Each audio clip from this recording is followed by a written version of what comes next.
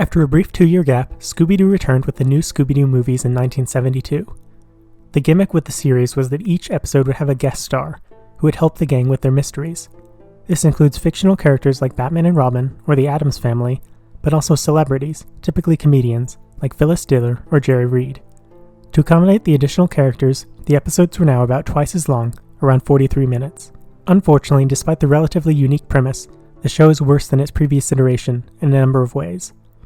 The animation is lower quality, the mysteries are less interesting, and they do not justify their extended runtime. The animation for Where Are You was never the highest quality, with a few mistakes per episode, but they were largely inconsequential. A coloring mistake here or there, or characters being where they shouldn't. In this series, however, there are blatant errors, like Daphne's missing head, or multiple frames being out of place. Not only that, but the background are less detailed, and the characters often look away from the camera to avoid animating their mouths. And the action scenes are less exciting and inventive. Overall, it's just a big step down, and the pilot episode is some of the most egregious instances, which highlight the difference. As for the mysteries, they've largely regressed back into a single obvious culprit, and barely any clues or explanations. The episodes mostly consist of the characters walking around, making a few jokes with the guests, then they get scared, and fall into a secret passageway, leading them to the money-making operation. While that's a fair criticism of most Scooby-Doo series, it feels particularly blatant here, largely due to how repetitive it is within the actual episodes. Due to the new double duration, there will be virtually identical scenes, but in a new location. Sometimes there will be a new scare, but most of the time it's the same monster reappearing and the gang running away on foot. This, combined with the often slow introduction to get them to the final locations and introduce the guest star, makes the whole thing feel laborious, and without the energy necessary for good entertainment. Unfortunately, the monster design has also suffered. Many of the episodes have a generic phantoms, ghosts, or other spooks. It's hard to find a memorable design among them. There's also unexplained disguises or special effects, something they went to pains to avoid in the original series. Even if the explanation was almost always projection, it was still a reason, and believable enough. Things often just happen with no explanation or follow-up in this series. That's not to say it's all bad. Some of the episodes utilize the guest stars very well, especially the Don Knotts one where he cycles through various disguises as he suspects the Scooby Gang of malevolence. The Harlem Globetrotter episodes also use the unique personality of the members well, and come up with creative ways to use their basketball skills. Futurama did it better, but it's a solid attempt. It's also a tad unfair to judge the show with a modern perspective, because many of the celebrities from 50 years ago are simply not relevant anymore. There are few that might be known to older viewers or from broader cultural osmosis like Cher or Phyllis Diller, but when the others are introduced with aplomb, it's hard to get excited. The fictional guests chosen are more timeless, especially in the first season. Unfortunately, they seem to have put a lot less effort into writing because of that, emphasizing the fact they have the guest, more than them doing anything particularly interesting. The characters are basically the same from Where Are You? Velma's still the smart one, Fred is the leader, Scooby and Shaggy are cowards with the munchies, and Daphne is there. Scooby does take on more heroic roles in this series, often being the one who individually catches the villains, rather than being part of a larger trap. This is emphasized with individual rewards for him at the end of many episodes, including a booking at a ski resort or a part in a film. The designs are almost identical, but there are a few small changes.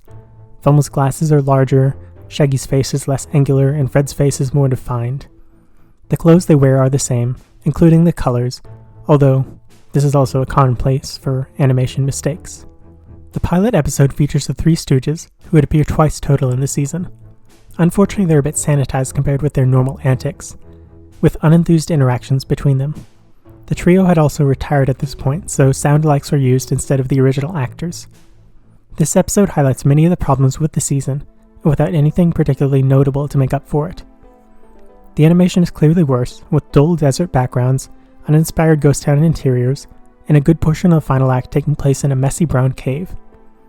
There are also a few extremely noticeable errors, like Daphne's head disappearing for one frame, or shoddy effects to show lightning. The villains for the episode also make bizarre choices. They dress up as a Native American, cowboy, operate a giant mechanical dinosaur, and are briefly a cactus. There's also an ape at one point, but he's just monkeying around and is unrelated to the main plot. The gunslinger is also a robot at one point, but not others, leading to a lot of confusion. There are also two suspects for the case, and it turns out they're both the monsters.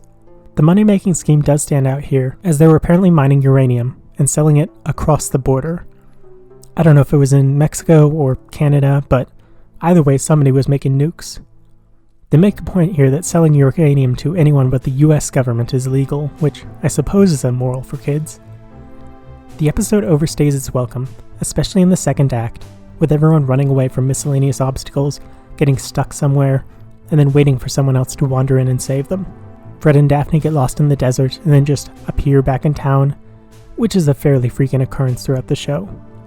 A big emphasis was put on the interactions between the Stooges, but it's just not interesting enough to carry the 20 or so minutes when nothing major happens. It's a poor start to the series, and while there are better episodes soon, it puts a bit of a damper on the beginning of the season. Next is the dynamic Scooby-Doo affair, the first crossover with Batman. The episode is basically two individual ones smashed together with little connecting tissue. The first involves a junkyard and a rotating house, the other involves the Penguin and the Joker running a haunted house. Somehow this is the most boring part of the episode, and maybe the villains were just different during the Adam West era, but they're incredibly dull.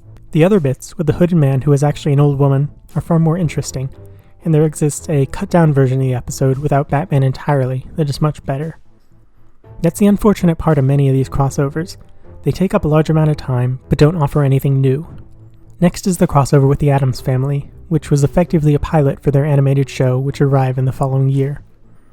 It's also not available on home video due to rights disputes, so it's almost a lost episode. The family itself are the most interesting guest stars so far, and offer a number of amusing interactions. The Addams have one shtick, but it's a good one. Due to this, the scenes exploring their house, while ultimately a diversion, are still an entertaining one. Weirdly enough, though, a large part of the plot is that Wednesday is missing, but she's not. She was just sitting in a room the entire time, and the villains of the episode had nothing to do with it. Characters wandering off and being thought to be missing is not an uncommon occurrence in Scooby-Doo, but this is one of the more egregious cases, given it's the inciting incident in the episode description. The Friggert Fracas is the first with a real person as a guest star with Jonathan Winters, and also his elderly grandma, Maud. Winters was a comedian and entertainer, and one of his most common routines was doing impressions. Maud was one of his most popular characters, and he did the voice acting for both characters in this episode. The villain of the episode is a scarecrow, and is one of the better designs of the series, with an overall decent mystery and a fun chase scene at the end featuring a giant chicken. Back to a classic Scooby-Doo location, the gang visit the Moody Manor in the next episode with Don Knotts as the guest. His character dresses up in a number of different disguises, including a butler, hunter, first mate, and maid. The episode's villain is a generic specter, an unfortunately common occurrence. Funnily enough, he kind of resembles a combination of the Fisherman and Ghostface from Scream and I Know What You Did Last Summer, despite being released 25 years earlier. The episode arguably has the most classic feel of the season, and is one of the best. There's an iconic door gag, a trap at the end, and a singular location.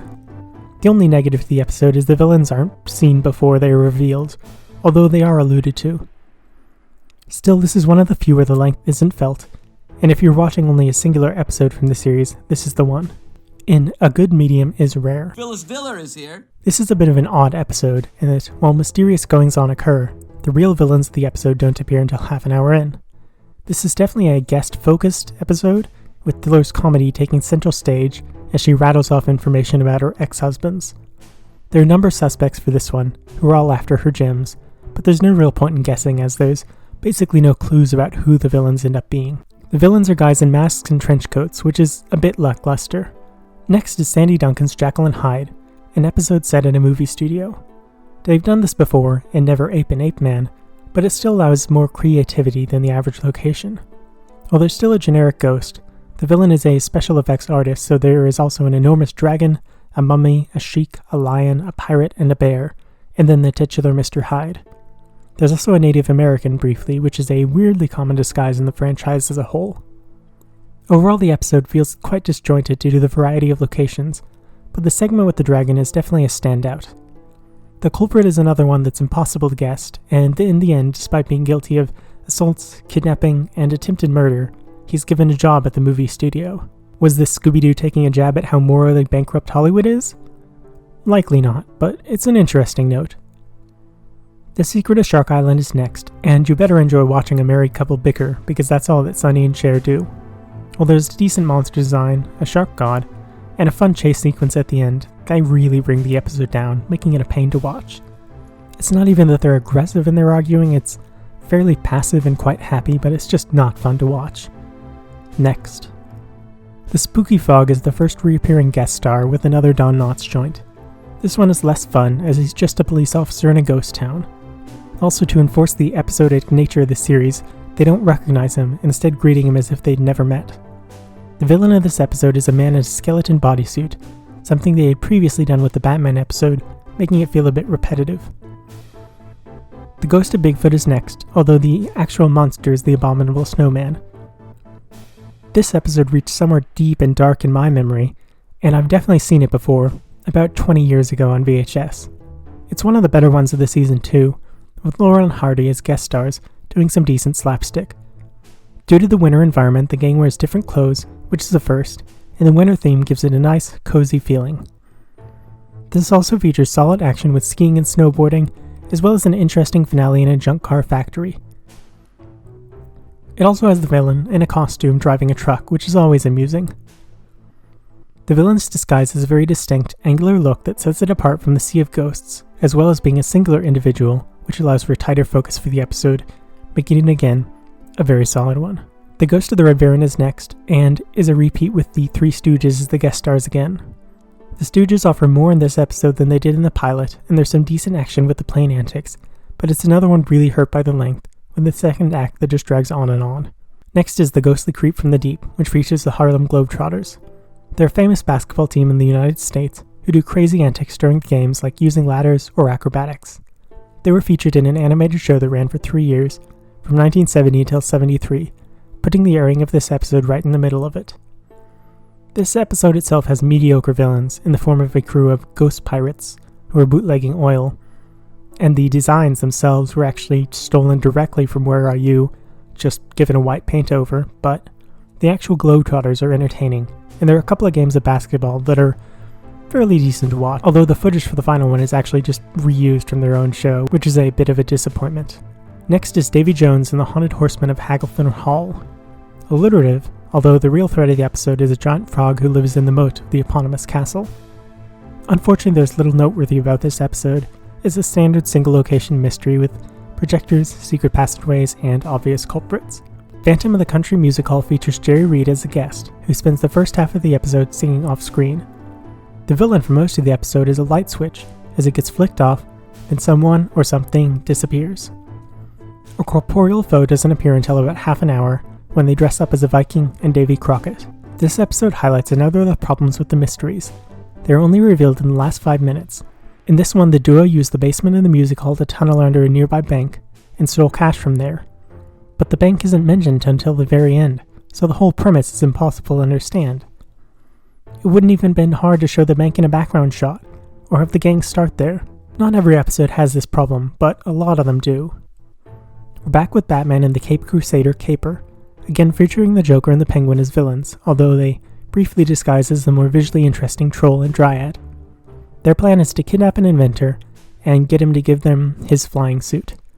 It's certainly a very campy plot, but it vaguely works. It's disappointing to have the same foes as before, however, as someone like the Riddler may have been more appropriate and offered more variety. Also, Robin should really invest in a pair of pants. The final episode of the season is the Loch Ness Mess, which again features the Harlem Globetrotters. This time it's a bit of a historical episode, as the gang mentions Boston and they encounter a number of patriot ghosts.